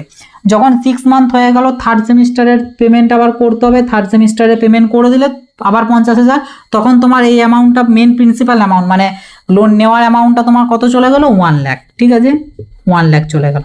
তখন 1 লাখের উপর এই ইন্টারেস্টটা চাপবে, ঠিক আছে। যে কারণে কি হয়, অ্যাপ্রক্স যাদের এইরকম অ্যামাউন্টের থাকে, সেক্ষেত্রে তোমাদের যদি কারোর এটা থ্রু আর কি নাও এসবিআই থ্রু, তো তোমাদের দেখবে মান্থলি মোটামুটি ওই 550-র মতো কিন্তু তোমাদের ইন্টারেস্টটা কিন্তু লাগে মোস্ট প্রবাবলি। আর যখন এটা 1 লাখ পেরিয়ে যাবে, তখন তোমাদের অ্যাপ্রক্স 950 বা এরকম কিছু একটা আছে, তো এরকম কিন্তু লাগবে। মেন কথা হচ্ছে আবার যখন 4th সেম হয়ে যাবে, তখন এটা 1,50,000 হয়ে যাবে, তো তখন 1,50,000-এর 10.65 এইভাবে কিন্তু যাবে। যে 4 লাখ হিসাবে লোন নিচ্ছে, তার মানে যে প্রথম পেমেন্ট পাওয়ার পরেই তার এটার উপরে ইন্টারেস্ট চাপবে এমন কিন্তু নয়। যেটা নিচ্ছ, যখন যেটা নিচ্ছ সেইটার উপরে, যেটা তাদের যে ব্যাংক থেকে নিয়েছো সেই ব্যাংকের যে ইন্টারেস্ট সেইটার উপর চাপবে, এবং সেই হিসাবে তোমাদেরকে দিয়ে যেতে হবে। এবার এসবিআই এর ক্ষেত্রে তুমি চাইলে প্রিন্সিপাল অ্যামাউন্টও দিতে পারো, মানে এইটা তোমাকে দিতে হচ্ছে যে যখন যে ইন্টারেস্ট হচ্ছে এটা লাগবেই, তার পাশাপাশি তুমি চাইলে যখন যেমন কখনো 2,000 দিলে, কখনো 10,000 দিলে, কখনো 20,000 দিলে, যখন যে যেমন পারবে, যখন যেমন আসবে টাকা পয়সা থাকবে, সেই মতো চাইলে প্রিন্সিপাল অ্যামাউন্টও কিছু কিছু করে দিয়ে রাখতে পারো। তো এটা হচ্ছে তোমাদের মেন ফান্ডা আর কি, মানে ব্যাংকিং রিলেটেড। ব্যাংকের এখানটাতেই মেনলি ঘাপলাটা হয়, মেন এখানেই ইস্যুটা ক্রিয়েট করে।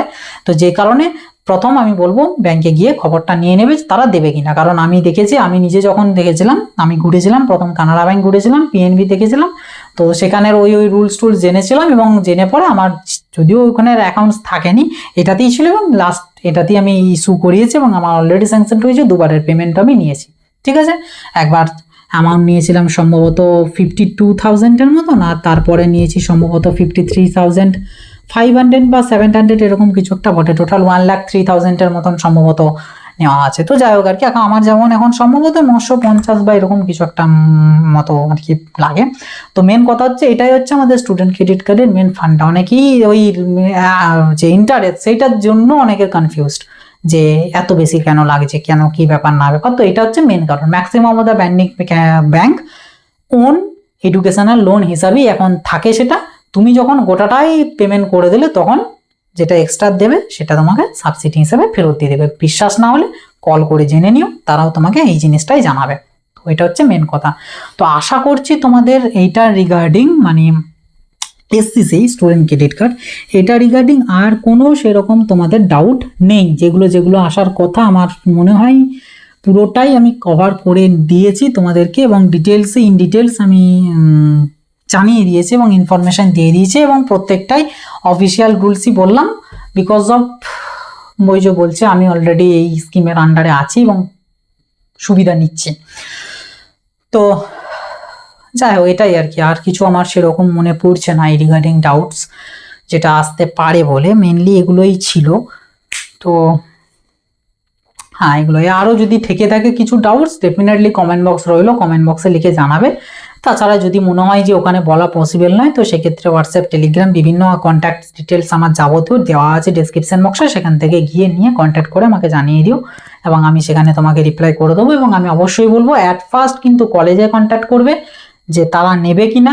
দ্বিতীয়ত এখানে আচ্ছা হ্যাঁ, আরেকটা জিনিস আমার মনে পড়লো, সেটা হচ্ছে তোমাদের এখানে তোমরা ধরো মানে এটা ম্যাক্সিমাম মধ্যে ব্যাংকে আমার মনে হয় এটাই আছে, এসবিআই এর ক্ষেত্রে তো আছেই গ্যারেন্টি, কারণ আমি জানি, আর অন্যান্য ব্যাংকের ক্ষেত্রেও মোস্ট প্রবাবলি আছে, তোমার আপ টু 10 লাখ পর্যন্ত পাবে, ঠিক আছে, 10 লাখ পর্যন্ত। বাট যেহেতু তোমার ওটা as a normal educational loan হচ্ছে, এবং নর্মাল এডুকেশনাল লোনের ক্ষেত্রে বলা আছে 4 লাখ যদি কারোর অ্যামাউন্ট হয়, মানে 4 লাখের আন্ডারে, সেই ক্ষেত্রে তাদের কোনো সেরকম ডকুমেন্টস লাগে না, লাইক কোনো জমি জায়গার ব্যাপার স্যাপার বা কোনো ফিক্সড ডিপোজিট, ইটিসিটি, মানে কিছু জিনিস থাকে না, মানে এই সমস্ত লোনের ক্ষেত্রে যাদের 4 লাখ প্লাস থাকবে তাদের যেমন কিছু ডকুমেন্টস অলরেডি ব্যাংকে জমা রাখতে হবে, লাইক জমি জায়গার বিভিন্ন কাগজপত্র, মানে যাতে কি হয়, এটাকে অ্যাকচুয়ালি কেন নেওয়া হয়, অ্যাকচুয়ালি হচ্ছে তুমি যে ধরো কেউ যদি 6 লাখের লোন নেয়, তো সেই ক্যান্ডিডেট যে 6 লাখ বাই চান্স যদি কোনো কারণে পেমেন্ট না করতে পারে, সেক্ষেত্রে মানে কোনো জব যদি না পায়, সেই ক্ষেত্রে তার কাছে যাতে এরকম পরিমাণ অ্যামাউন্ট যাতে তার কাছে থাকে, মানে এই সমস্ত জমি জায়গা বিক্রি করে বা ফিক্সড ডিপোজিট ভেঙে সে যাতে এই পরিমাণ অ্যামাউন্ট জোগাড় করতে পারে, সেইটা দেখানোর জন্য যে হ্যাঁ আমার আছে, এটা মেনলি দেখাতে হয় এটার ক্ষেত্রে। 4 লাখ বাট কাগজপত্র জমা রাখতে হয় না, কিন্তু 4 লাখ পেরিয়ে গেলে সেখানে কিন্তু কাগজপত্র জমা দিতে হয় ব্যাংকে, মানে যেটাকে বলে ওয়ান টাইপ অফ বন্ধক দেওয়া। তো সেখানে কিন্তু ব্যাংকে তোমাকে জমা দিয়ে দিতে হবে। এবার তুমি যখন পুরো পেমেন্ট করে দেবে, ঠিকঠাক টাইমে পেমেন্ট করে দেবে, সব কিছু করে দেবে, তো অবভিয়াসলি তুমি ওগুলো আবার ফেরত পেয়ে যাবে। বাই চান্স যদি না করতে পারো, তো ওটার থেকে ওরা কিন্তু নিজেরা কাজ করে নেবে এবং পেমেন্ট নিয়ে নেবে। তো এটাও আর কি জানিয়ে দিলাম, এটা খুবই গুরুত্বপূর্ণ জিনিস, আমি ভুলে যাচ্ছিলাম আর কি।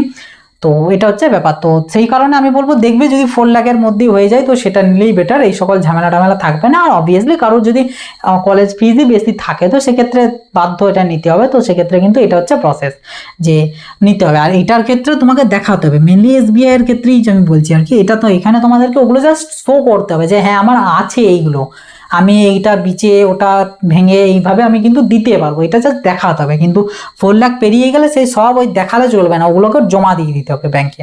যা ডকুমেন্টস আছে, ওই অ্যাপ্লিকেশন ফর্মটা, স্টুডেন্ট ক্রেডিট কার্ডের তোমার ডকুমেন্টস কিছু 10th-এর 12th-এর আধার কার্ড, প্যান কার্ড, এই সেই, ওগুলোর সাথে সাথে এই ডকুমেন্টসগুলো জমা দিতে হবে। বাট এগুলোর ক্ষেত্রে ওগুলো জমা দিতে হবে না, শুধু জাস্ট লাগবে। তো এটা হচ্ছে ব্যাপার। আর একটা জিনিস সেটা বলে দিই, তোমাদের যে পরিমাণ অ্যামাউন্ট ধরো হলো, আমি যদি ফর এক্সাম্পল আমি আমারটা নিয়ে যদি বলি, আমার যেমন নেওয়া আছে 3,79,150, এটা আমার নেওয়া আছে, ঠিক আছে, এটা আমার নেওয়া আছে এবং এসবিআই এর থেকে নেওয়া আছে। তো এখানে তোমাদেরকে কি করতে হবে, যখন যে সেমিস্টারের টাকাটা প্রয়োজন হবে, সেটা হতে পারে আমার যেমন সেকেন্ড সেম থেকে আমি নিয়েছিলাম, তো সেকেন্ড সেমিস্টারে আমার যখন সেকেন্ড সেমিস্টারে মেনলি আমাদের ম্যাকআউট ইউনিভার্সিটির কেউ যদি হয়ে থাকো, সেক্ষেত্রে তোমাদের ম্যাক্সিমাম কলেজে পেমেন্ট করতে হবে দেখবে মার্চ মাস নাগাদ, ঠিক আছে, মার্চ মাস নাগাদ। তো এই মার্চ মাস নাগাদ আমার তখন কলেজ থেকে একটা লেটার ইস্যু করাতে হয়, মানে ব্যাংকে দেওয়ার জন্য, সেটাকে বলে ডিমান্ড লেটার, ঠিক আছে, ডিমান্ড লেটার। এটার মানে কি, এটা হচ্ছে তোমার এমনি কিছুই না, একটা লেটার যেখানে তোমার নাম লেখা থাকবে, তোমার কিছু ডিটেলস থাকবে, তার পাশাপাশি সেমিস্টার বাবদ কত ফিস লাগছে, ওখানে কিন্তু টোটাল সেমিস্টার লেখা থাকবে না, ওখানে জাস্ট যে সেমিস্টারের পেমেন্ট হচ্ছে, সেকেন্ড সেমিস্টার হলে সেই সেকেন্ড সেমিস্টারে কত পেমেন্ট করতে হবে সেইটা লেখা থাকবে, যে এত অ্যামাউন্ট পেমেন্ট করতে হবে, তার সাথে লেখা থাকবে ব্যাংকের, এই তোমার কলেজের ব্যাংক ডিটেল, যে ব্যাংকে টাকাটা পাঠাতে হবে সেই ব্যাংকটা, তো ওটাকে বলে ডিমান্ড লেটার। সেই ডিমান্ড লেটারটা এনে তোমার যে ব্যাংক থেকে লোনটা স্যাংশন হয়েছে, আমার যদি বলি এসবিআই, তো আমাকে এসবিআইতে এসে আমাকে ওটা দিতে হয়, এবং এর সাথে সাথে এর পাশে আমাকে ফার্স্ট সেমের যে রেজাল্ট, সেই ফার্স্ট সেমের রেজাল্টটা দিতে হবে, যে তুমি পাস করেছো, ওই যে বললাম ব্যাকলগের কেসটা, ফার্স্ট সেমের রেজাল্টটা দিতে হবে। ওখানে তোমার কত সিজিপিএ এসজিপিএ দেখবে না, জাস্ট দেখবে তোমার স্ট্যাটাস কি আছে, পাস নাকি এক্সপি মিনস ওই ব্যাকলগ আর কি, এইটি জাস্ট তারা দেখবে। তো পি লেখা থাকলে no problem, well and good. আর যদি তোমার ব্যাংক হয় যে ব্যাকলগটাকে অ্যালাউ করবে, যেহেতু ওন লোন দিচ্ছে, সেই জন্য ম্যাক্সিমাম অফ দ্য ব্যাংক কিন্তু এইটা অ্যালাউ করে, কিন্তু তাও কিছু বিশেষ করে প্রাইভেট ব্যাংকগুলো, মেইনলি গভর্নমেন্টগুলো এটা নিয়ে ইস্যু করে না, প্রাইভেট ব্যাংকগুলোর ক্ষেত্রে ওরা একটু এখানে বেগরবাই করে আর কি, যে দেয় না, তো সেটা জেনে নেবে। তো সেই মতন তোমাকে কিন্তু পেমেন্টটা করবে। তোমার ডকুমেন্টস তখন ওই দুটিই লাগবে, একটা হচ্ছে আগের সেমিস্টারের রেজাল্ট, আর একটা হচ্ছে ডিমান্ড লেটার, দুটি তুমি নিয়ে ব্যাংকে জমা দেবে। মোটামুটি 7 to 10 ডেজের মধ্যেই তোমার কিন্তু ওই ডিমান্ড লেটারই ব্যাংক অ্যাকাউন্ট বলে দেওয়া আছে, সেই ব্যাংকে ট্রান্সফার হয়ে যাবে টাকা, এবং তুমি কলেজ, তোমার কাছেও মেসেজ টেসেজ চলে আসবে যে টাকা পেমেন্ট হয়ে গেছে, কলেজে গিয়ে জানিয়ে দেবে যে স্যার এই যে পেমেন্ট হয়ে গেছে, আমাকে রিসিপ্ট দিন, তো তারা রিসিপ্ট দিয়ে দেবে। এবার বিভিন্ন কলেজের ক্ষেত্রে রিসিপ্ট নেওয়ার প্রক্রিয়াটা অনেক মানে অন্যরকম থাকে, যেহেতু student credit card through payment, যারা ক্যাশে পেমেন্ট করে, ক্যাশ যদিও নেয় না, অনলাইন পেমেন্ট করে, তাদের জন্য তারা ওখানে অটো জেনারেটেড একটা রিসিপ্ট পেয়ে যায়। বাট তুমি যেহেতু এটা এইভাবে পেমেন্ট করছো, সেই জন্য ওটা কলেজের সাথে কথা বলে নেবে যে বাট নিয়ে নেবে, রিসিপ্ট কিন্তু নেবে। এই যে সেকেন্ড সেমিস্টারে তুমি যখন পেমেন্ট করলে রিসিপ্ট না নিলে কিন্তু পরে তোমার সমস্যা হতে পারে, বলতে পারে যে তুমি পেমেন্ট করোনি, আর তোমার কাছে এই ডিটেলসগুলো কিন্তু পরবর্তীতে নাও থাকতে পারে, কাজেই রিসিপ্ট কিন্তু অবশ্যই নিবে। এবার প্রসেসটা হয়তো একটু জটিল থাকতে পারে, বাট নিয়ে নেবে রিসিপ্ট। তো এটা হচ্ছে ব্যাপার, রিসিপ্ট নিয়ে নিলে এবার রিসিপ্টের জন্য অনেক কলেজে আবার ব্যাংক থেকে কাগজ দিতে বলে, যে মানে ব্যাংকের পেজে একটা নিতে বলে, যে সেই পেজটাতে যেন তোমার নাম, তোমার কলেজ রোল নাম্বার, তোমার ডিটেলস থাকবে, তার পাশাপাশি ট্রানজ্যাকশান আইডি থাকবে, কোন ডেটে ট্রানজ্যাকশানটা হয়েছে, মানে তোমার ব্যাংক থেকে কলেজের ব্যাংকে ট্রান্সফার হয়েছে সেই ব্যাংকের ডিটেলস দেওয়া থাকবে, এবং ট্রানজ্যাকশান ডেট, ট্রানজ্যাকশান আইডি, কত অ্যামাউন্ট, এইসব পেমেন্ট থাকবে। তার নিচে ব্যাংকের ম্যানেজার হোক বা কোনো একটা অথরিটির হোক সই থাকবে, এবং ব্যাংকের স্ট্যাম্প থাকবে। তো নিয়ে ওটাকে বলে ডিসবার্সমেন্ট লেটার বলে ব্যাংক থেকে। তো সেই ডিসবার্সমেন্ট লেটারটা নিয়ে কলেজে জমা দিতে হয়, কলেজ থেকে দিয়ে রিসিপ্ট দেয়। আবার অনেক কলেজে ওটা লাগেও না, ওই জাস্ট তুমি ওই ফোনে যে কপিটা পাবে, মেল হোক বা মেসেজ হোক, সেটা দেখালেই তারা রিসিপ্ট দিয়ে দেয়। তো ওটা কলেজের ব্যাপার। তো মেনলি এই প্রসেসে কিন্তু তোমাদেরকে এটা করতে হবে, মানে টাকাটা পেমেন্ট করতে পারবে, কোনো ইন হ্যান্ডের কোনো এখানে ব্যাপার নেই।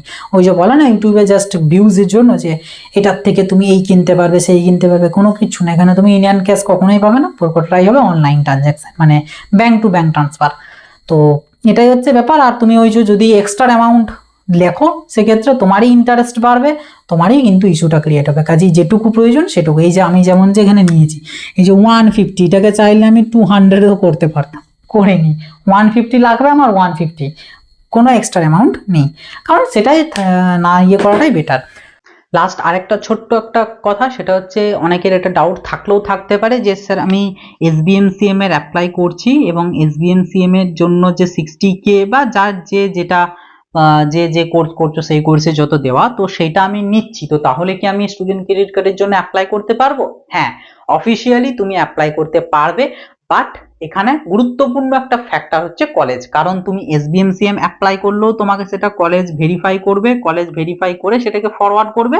আর তুমি স্টুডেন্ট ক্রেডিট কার্ড যদি অ্যাপ্লাই করো, তো সেটাও কিন্তু তোমাকে কলেজই ভেরিফাই করে ফরওয়ার্ড করবে। তো কলেজের উপর ডিপেন্ড করছে। কিছু কিছু কলেজ এরকম আছে, আমি শুনেছি, যে যারা SBMCM অ্যাপ্রুভ করলে তাদের আর সেই ক্যান্ডিডেটদেরকে স্টুডেন্ট ক্রেডিট কার্ড অ্যাপ্রুভ করে না। তো এরকম যদি কেস হয়ে থাকে, তো সেক্ষেত্রে সেটা তো কলেজ বুঝিয়ে নিতেই পারছো তোমরা কি করবে, কোনটাকে তোমরা প্রেফার করবে, স্কলারশিপটাকে নাকি এটাকে। আরেকটা এখানে আমি ছোট্ট একটা ট্রিক্স বলতে পারি, এটাও বলে দিচ্ছি।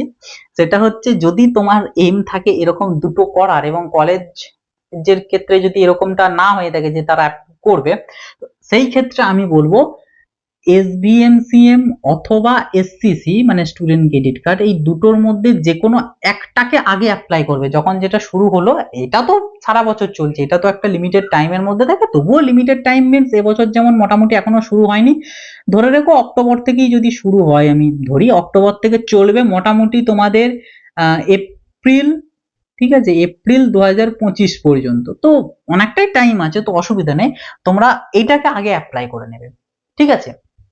এটাকে তুমি আগে অ্যাপ্লাই করে নিলে, বা হয়তো স্টুডেন্ট ক্রেডিট কার্ডটাকে আগে অ্যাপ্লাই করলে, মানে যে কোনো একটাকে অ্যাপ্লাই করলে, দেন মোটামুটি 1 থেকে 2 মাস পর তোমরা তো স্ট্যাটাস চেক করতে পারবে যে কলেজ ভেরিফাই করছে কিনা। তোমরা যেটার অ্যাপ্লাই করছো সেইখানের সেই পোর্টালটাই তুমি তোমার আইডি আর এই সমস্ত কিছু দিলেই দেখে নিতে পারবে যে কলেজ ভেরিফাই করেছে কিনা।